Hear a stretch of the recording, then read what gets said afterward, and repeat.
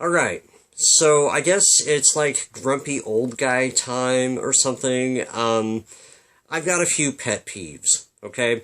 And one of them came to the fore a couple of days ago. You see, this past weekend was the 4th of July, and it's a time, of course, as you know, when Americans celebrate our independence from Great Britain.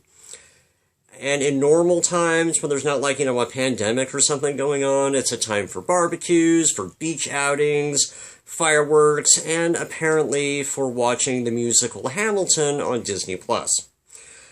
Now, most Americans call the 4th of July our Independence Day. It's the day we became free from British tyranny.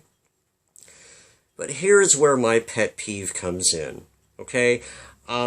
At the risk of sounding heretical or unpatriotic or something like that, from a historical standpoint, the 4th of July does not mark our independence at all. I know, right? And see, everybody should know this, because if we actually became independent in the summer of 1776, then that would mean that the British would have had to have said, in that summer, "Oh, you say you're independent. Oh, alright, that's fine. We'll leave, and you can spell color however you want." Oh. Sorry, that was terrible. But they didn't, right? You know this, they didn't. In fact, it took 5 years of warfare between the two sides before the British surrendered.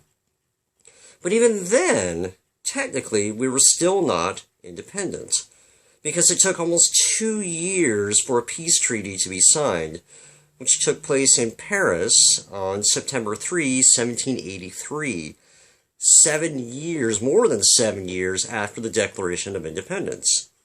Right? It wasn't until the British acknowledged defeat and literally signed away their rights to the 13 North American colonies that the United States actually became independent. September 3 is our actual Independence Day, okay? But since, of course, we've been celebrating the 4th of July for the last 200 years, nobody's going to listen to me, all right? I get it. Here's the thing, though. It's one thing to declare something, but it's something else entirely to be something, right? You can declare anything you want, right? But that doesn't make it so.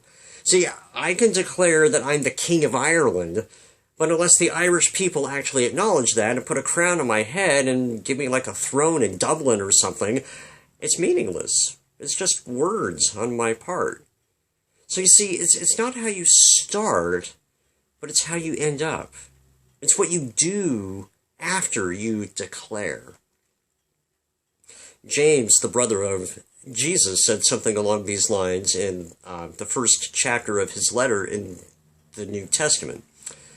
James 1, 22-25 says this: "Do not merely listen to the word and so deceive yourselves.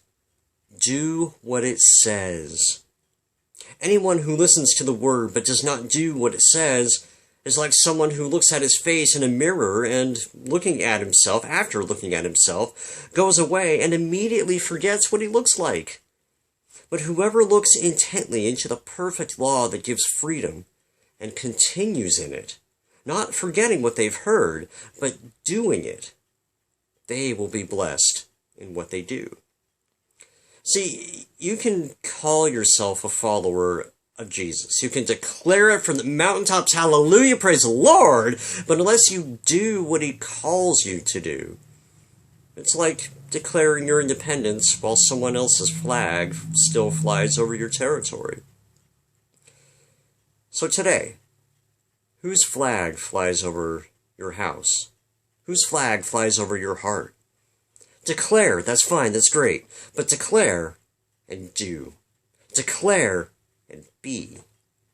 Be transformed, like it says in Romans 12, and show the world that what you've declared is fact.